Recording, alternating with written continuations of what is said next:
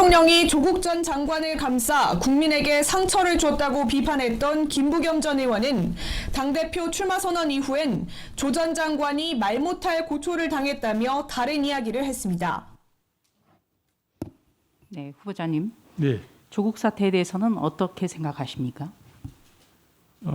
예, 조국 전 장관에 대한 어떤 기대 수준이 있었는데 여러 가지 것들이 거기에 기대에 못 미쳤고 그래서 국민들하고 특히 젊은 층들한테 여러 가지 상처를 준 것은 안타깝게 생각합니다. 네, 젊은이들에게 상처를 준 것 바로 공정과 정의에 반하기 때문이다. 저는 이렇게 해석을 합니다. 문재인 정부가 출범 때 공정과 정의를 전면에 내걸었습니다. 그러나 이 문재인 정부가 이 가치가 흔들리고 의심을 살 만한 것 바로 조국 사태가 계기였습니다. 그래서 이 조국 사태가 문재인 정권의 일종의 변환점이다. 이렇게 지적하는 분들도 많은데요. 이 후보자께서 조국 사태에 대해서 견해를 달리했기 때문에 이게 굉장히 저는 궁금해요.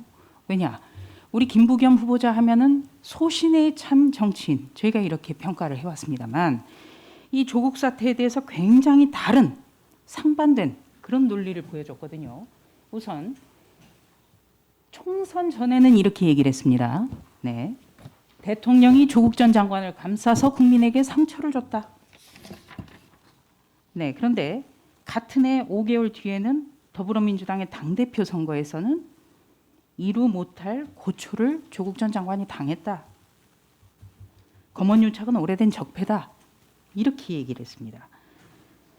민심과 당심이 괴리가 이렇게 크다. 이런 생각도 드는데 그렇다면 대단히 건강하지 않은 정당이라는 얘기가 되거든요. 우선 후보자는 조국 사태에 대해서 어떤 것이 소신입니까? 의원님 뒷부분 제가 전당대회 당대표 출마해서 저런 말을 한 사실이 있습니다. 그건 의원님도 충분히 짐작하시다시피 아무래도 당의 주요 지지자들을 상대로 또 거기에 말하자면 메시지를 내야 되기 때문에 저렇게 말씀을 드렸던 것 같습니다. 네, 그러나 핵심은 의원님, 그러나 도대체 검찰이 하는 행위는 그럼 그건 누가 지적을 하겠습니까? 검찰이 한 사람을 손보듯이 탈탈탈 터는 그런 것들, 그러면서 수시로 거의 생중계를 하듯이 언론을 통해서 흘러나오고 그래서 낙인을 찍고 하는 이런 또 관행도 문제를 삼아야 되지 않겠습니까? 예, 후보자님 우선요. 제가 궁금한 것은 조국 전 사태에 대한 시각인데 조금 전에 당 지지자를 상대로 말씀했다. 이렇게 얘기를 했어요. 그러면 일반 국민과 당 지지자의 생각이 다릅니까? 아마 조국 장관 사태를 보는 눈은 조금 약간의 차이가 있는 것 같습니다. 그렇다면은 일반 국민들과 더불어민주당의 당원의 시각이 다르다는 얘기잖아요. 아니 이제 그 중에서 아까 그 조국 장관의 과거의 그 발언과 이제 행동에 대한 것들은 다를 수 있겠지만 저는 검찰의 그런 무리한 수사에 대해서는 후보자님, 저는 다를 수 없다고 생각합니다. 네. 임기 말 국무총리세요, 그렇죠? 네, 그렇습니다. 네, 그리고 4.7 보궐선거라든지 이런 것에서 민심을 제대로 헤아리지 못하고 있다, 대통령이. 네, 이래서 아마 그런 선거 결과가 나왔을 것 같고요. 또 한 가지는 우리 국민들 누구도 실패한 대통령 원치 않아요. 그러려면 후보자가 총리가 돼서 굉장히 고언과 쓴소리를 마다하지 않아야 됩니다. 직언을 해야 돼요. 그런데 이렇게 말을 바꿔버리면 그러면은 국민들이 과연 이 후보자가 제대로 말할 수 있을까? 소신이 있을까? 이거를 의아하게 생각할 수밖에 없습니다. 저부터가. 자, 우선 이 지금 일반 국민을 상대로 해서 말씀을 하시면은 문자 폭탄을 감수를 하셔야 될 거예요. 그렇죠? 뭐 지금은 제가 정부에 나와 있으니까 조금 그 점에서는 조금 한 발 비켜 있다고 보여집니다만은. 네. 그러니까 문자 폭탄 감수하고라도 하셔야죠. 쓴소리 하셔야겠죠. 저는 지금은 이제는 정부에 가게 되면요, 그거는 역시 국민의 삶, 어떤 국민의 눈높이가 우선이 돼야 되겠죠. 네, 국민의 눈높이가 우선이 돼야 되죠. 네. 네, 이 문자 폭탄 어떻게 보면 민주주의에 역행하는 전체주의 아닙니까? 전체주의라기보다는 하여튼 이거는 저는 뭐 제가 지금까지 알고 있는 민주주의적인 그런 방식은 아니라고 생각합니다. 네, 건강하지 않은 것이죠. 민주주의를 지금 왜곡하고 있다. 저는 그렇게 봅니다. 자, 그렇다면 이 총리님은요 앞으로 이 코로나 방역에 대해서도 총괄하셔야 됩니다. 우리는 지금 백신 수급에 대해서 언제가 될지 모르고 다른 나라가 마스크 벗고 활짝 웃는 모습만 지금 보고 있습니다. 그런데 제가 좀 안타까운 건요. 작년 8월 20일 날 후보자가 페이스북에 이런 글을 올렸어요. 자신의 이웃을 숙주 삼아서 바이러스 확산을 주장하는 일종의 생화학 테러 집단이다. 배후에는 보수 야당이 있다. 제가 깜짝 놀랐어요. 왜? 정말 김부겸답지 않은 이야기를 한 거예요. 저뿐만 아니라 많은 사람이 놀랐을 겁니다. 이거 지금도 유효합니까? 예, 당시 저도 저를 아끼는 뭐 친구들로부터 지인들로부터 저는 그런 비판을 많이 받았습니다. 그러나 당시는 정말로 저로서도 화가 난 게 정말 국민들이 어떻게 좀 버텨보자고 하는 그 시기에 사실상 저런 주장을 공공연히 했거든요. 이웃을 전부 퍼뜨려서라도 이 정권에 타격을 주자. 자, 이건 후보자님. 사실상에 용납될 수 없는 거라고 네, 생각합니다. 후보자님. 네.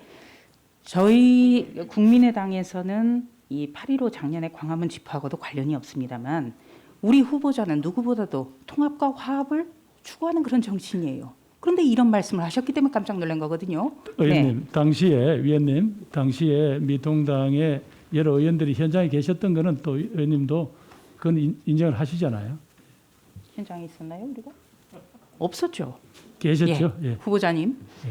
자, 그러면은 지금 어떻게 그 문재인 정부가 방역에 실패한 것 이거를 다른 쪽으로 책임을 전가하는 듯한 발언이라 논란이 컸고 또 후보자의 발언이기 때문에 논란이 컸어요.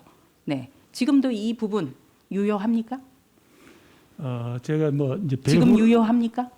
배후라고 한 부분에 대해서는 제가 좀 지나쳤던 것 같습니다만은 당시 광화문에서 그렇게 정말 공공연하게 외치고 오히려 코로나를 퍼뜨려야 오히려 이 정권에게 타격을 줄 수 있다는 그런 말을 저는 도저히 그건 용납할 수가 없습니다. 그러면 후보자 특유의 정치력을 발휘해서 오히려 정중하게 만류하실 수도 있었지 않습니까? 그렇죠?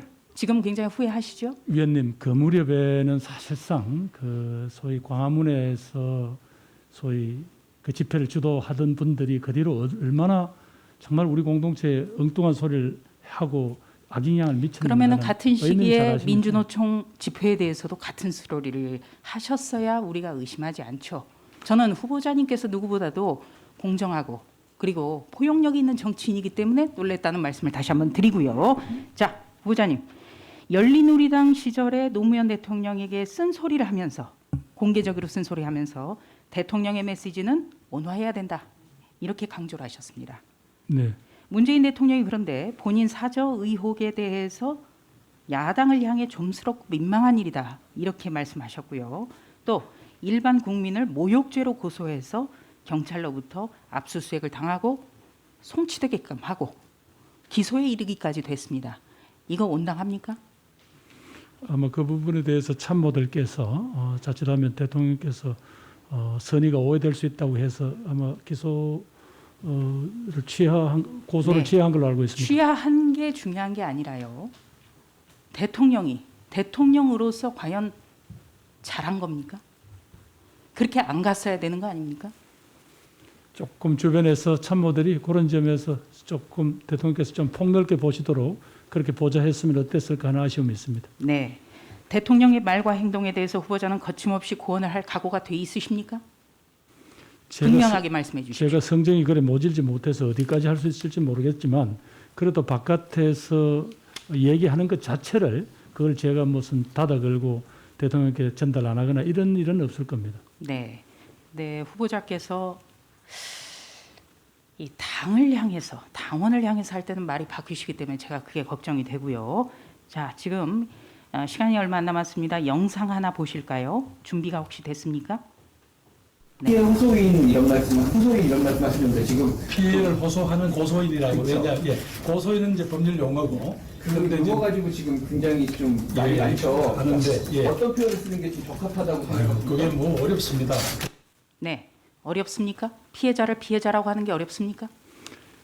뭐 그도 몇 차례 사과를 드렸습니다만은 피해자께 다시 한번 사과를 드립니다. 그때는 왜 피해를 호소하는 고소인으로 해야 된다고 하셨습니까? 당시는 아직 저희 당에서도 워낙 박원순 시장님의 갑작스러운 그런 죽음에 대해서 아직까지 입장 정리를 못했을 상황이고요. 또 저로서도